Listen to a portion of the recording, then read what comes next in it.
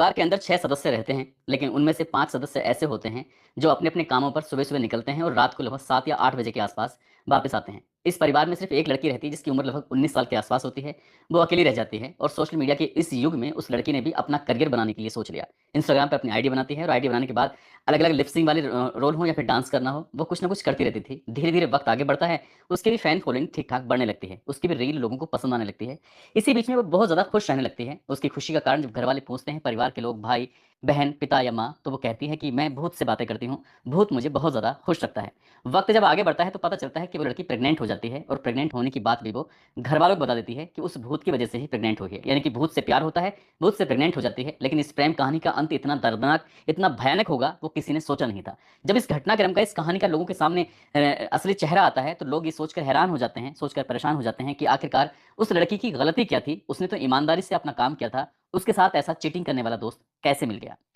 आदाब, नमस्कार, सत श्री अकाल, मैं उस्मान सैफी। आज की जो सच्ची घटना मैं आपको सुनाने जा रहा हूँ, ये सच्ची घटना शुरू होती है बिहार प्रदेश के दरभंगा ज़िले से। दरअसल यहाँ का रहने वाला एक व्यक्ति जिसका नाम शंकर लाल होता है, अपनी पत्नी के साथ वो दिल्ली की तरफ रुख करता ताकि वहाँ पर कुछ कमाएगा, अपने परिवार का भरण-पोषण करेगा। जब वो दिल्ली जाता है तो यहाँ आने के बाद वो टी स्टॉल खोल लेता है, चाय बेचा करता था और उसकी जो पत्नी होती है वो घरों में जाकर काम करना शुरू कर देती है। उसको 2 बेटियाँ हो जाती हैं और 1 बेटा हो जाता है। बड़ी बेटी की शादी हो जाती है, बेटा और बेटी जो छोटे होते हैं वो साथ रहते हैं। हालाँकि उसकी जो दामाद हैं वो भी आस-पास ही रहते हैं। ये परिवार खुशहाल परिवार होता है। माँ घरों में काम करने जाती है, पिता टी स्टॉल पे काम करता है, बेटा ई-रिक्शा चलाता है और जो बेटी रहती है एक, वो घर पे ही रहती है। असल वो बेइंतहा खुश रहती है, सब कुछ ठीक-ठाक उसकी ज़िंदगी में चल रहा था।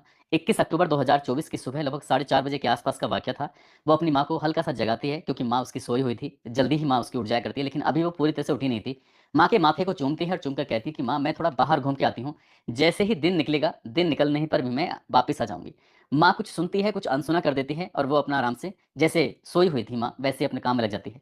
जब काफ़ी देर वक़्त हो जाता है, यानी कि सूरज निकल आता है, दिन निकल आता है, सब अपने-अपने कामों पर चले जाते हैं, लेकिन लड़की दिखाई नहीं देती। माँ परेशान हो जाती है, बेटी को फ़ोन करती है, तो बेटी का जो फ़ोन था वो उठता नहीं है, घंटी पूरी जाती है। फिर बेटा ट्राई करता है, यानी कि उसका भाई मनीष सिंह भी ट्राई करता है। बेटी का नाम सोनिया उर्फ़ सोना होता है, जो लगातार सोनिया को फ़ोन किए जा रहे थे। सोनिया बातचीत नहीं कर पा रही थी, घरवाले परेशान हो जाते हैं, सब अपने-अपने कामों पर चले जाते हैं। दोपहर के जब 12 बजते हैं, तो उसका फ़ोन नंबर भी स्विच ऑफ हो जाता है। अब घरवालों की चिंता ज़्यादा बढ़ जाती है। घरवाले जब अपने-अपने काम से वापस लौट कर आते हैं, तो आस-पास के लोगों से भी पूछताछ करते हैं, आस-पास के जिसके वो संपर्क में थी, उनसे भी बातचीत करते हैं। लेकिन कोई भी व्यक्ति उसके बारे में कुछ बताता नहीं है। जो घर में आते थे उसके दोस्त वगैरह, उनसे भी पूछा जाता है, वो भी कुछ नहीं बताते हैं, तो घरवाले थोड़ा परेशान हो जाते हैं। रात के 7-8 बजे के आस-पास का वाक़या होता है, नज़दीकी पुलिस स्टेशन नांगलोई होता है, वहाँ पर पहुँचते हैं और जाकर बताते हैं कि उनकी जो बेटी है, जिसकी उम्र लगभग 20 साल के आस-पास है, वो 20 साल की लड़की अचानक से घर से निकल जाती है। नाम उसका सोनिया उर्फ़ सोना है। इंस्टाग्राम पे वो रील भी बनाया करती है। घरवालों ने कहा कि वो कहीं चली गई होगी अपने दोस्तों के साथ। बस 1 दिन का इंतज़ार करो, वापस लौट कर आ जाएगी, नहीं तो फिर हम इसमें कोई कार्रवाई करते हैं। पुलिस वालों ने जैसे ही घरवालों को तसल्ली दी, घरवाले अपने वापस आ जाते हैं। एक रात भी पूरी बीत जाती है, लेकिन लड़की वापस लौट कर नहीं आती। घरवाले फिर अगले दिन फिर से कोशिश करते हैं और जाकर कहते हैं कि साहब देख लीजिए, अब कुछ भी कोशिश कर लीजिए। घरवाले जब लगातार परेशान हो रहे थे, तो घरवालों ने अपनी तरफ से तमाम जो कोशिशें कर सकते थे, वो थाने में तहरीर दे ही देते हैं। पुलिस अपने हिसाब से जो काम कर रही थी, क्योंकि अक्सर पुलिस ऐसे मामलों को ज़्यादा गंभीरता से नहीं लेती है, शिथिलता से लेती है। अगर गंभीरता से ले तो शायद ऐसे कोई घटना ना घटे। लेकिन घरवालों की चिंता इसलिए लगातार बढ़ रही थी, क्योंकि उनकी बेटी कभी इससे पहले इतनी देर तक के लिए गायब नहीं हुई थी। 23 अक्टूबर 2024 को दोपहर के लगभग 2 बजे के आस-पास का वक़्त होता है। पश्चिम बिहार थाने से उसके भाई सोनिया उर्फ़ सोना के भाई यानी कि मनीष सिंह के पास फ़ोन पहुँचता है। वो पुलिस कहती है कि तुम्हें थाने आना पड़ेगा और थाने आने के बाद तुमसे कोई ज़रूरी बात करनी है। अब जो रिपोर्ट लिखवाई है, जो तहरीर दी गई है, वो नांगलोई थाने में दी गई है, लेकिन पश्चिम बिहार थाने से फ़ोन आता है, तो वो आखिरकार वो सोचने पर मजबूर हो जाता है, करे तो क्या करे? दरअसल थाने में जाकर जब देखता है, तो सामने एक लड़का है संजू उर्फ़ सलीम, साथ ही उसका एक दोस्त होता है पंकज, वो सामने बैठे हुए हैं। इन्हें देखकर मनीष थोड़ा परेशान हो जाता है, सोचने पर मजबूर हो जाता है कि ये इस थाने में क्या कर रहे हैं? दरअसल कुछ ही घंटों की पहली बात है, ये पश्चिम बिहार बिहार का ही एक पार्क लगता है, पार्क में ये लड़के दोनों बैठे हुए थे, जिसका नाम सलीम और पंकज होता है। उनके पास में एक बिना नंबर प्लेट की बाइक खड़ी हुई थी। उनसे पूछा जाता है, तो वो सही से बातचीत नहीं कर पा रहे थे, लेकिन पुलिस को देख के एकदम घबराने लगते हैं। जब घबराने लगते हैं, तो पुलिस वालों ने उन दोनों को पकड़ा और पकड़ कर थाने लेके आते हैं और उनसे पूछा जाता है बार-बार कि तुम्हारी घबराहट की असली वजह क्या है? सलीम और जो पंकज होता है, वो बताने में असमर्थ हो रहे थे, लेकिन जब पुलिस सख्ती से पूछताछ करती है, तो वो फिर सोनिया उर्फ़ सोना के बारे में ज़िक्र कर देते हैं। जैसे ज़िक्र करते हैं, उसके भाई मनीष सिंह को बुलाया जाता है, मनीष सिंह मौके पर आता है, उससे बातचीत करने की कोशिश की जाती है कि मेरी बहन कहाँ है? हो ना हो तुम्हारे ही पास है, तुमने इसको छुपा के रखा है, कहीं न कहीं कुछ न कुछ बात है। मनीष सिंह बार-बार इस अपनी बहन के बारे में पूछता रहता है, लेकिन सलीम कुछ बोलने को तैयार नहीं होता।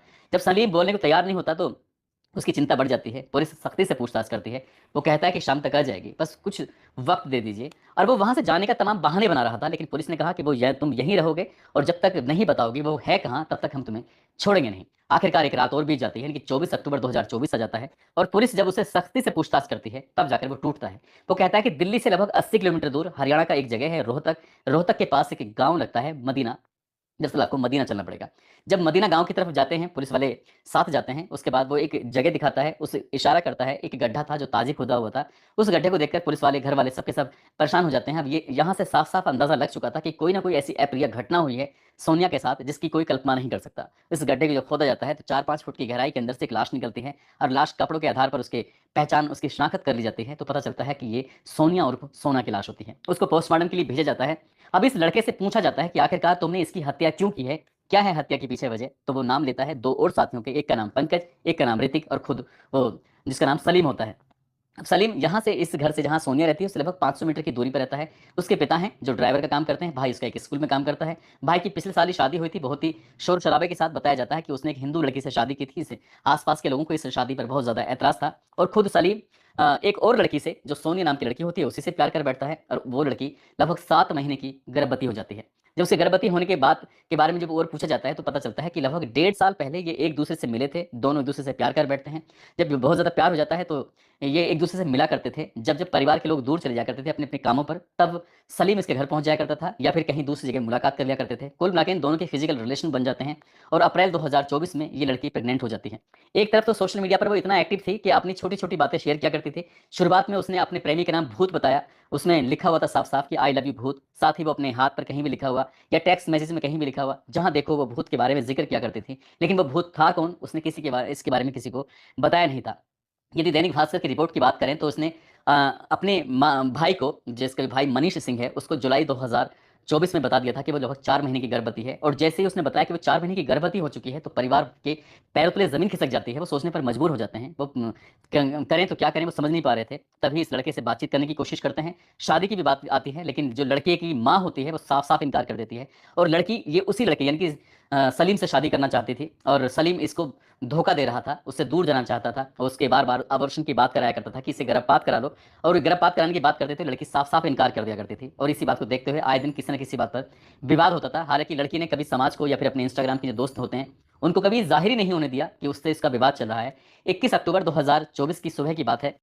उसे किसी बहाने से बुलाया जाता है और बहाने से बुलाने के बाद उस लड़की को जब लेके जाते हैं, पहले तो ये तीनों बैठ के दोस्त शराब पीते हैं, इसमें सलीम, पंकज और ऋतिक। शराब पीने के बाद अपनी उस दोस्त को उसे कहीं दूर, यानी कि हरियाणा के रोहतक के एक जो गाँव लगता है मदीना, उसके जंगल में लेके जाते हैं और उसे जब नशे में होते हैं तो उस लड़की को बहुत बुरी तरह से मारा जाता है, पीटा जाता है और मार पीटने की बात इस बात से पता चलती है जब लड़की की पोस्टमार्टम रिपोर्ट आती है, तो पोस्टमार्टम रिपोर्ट से पता चलता है कि उसकी पसलियाँ टूटी हुई थी, साथ ही उसकी कमर की जो हड्डी थी वो टूटी हुई थी और पीठ पर उसके डंडों के निशान थे।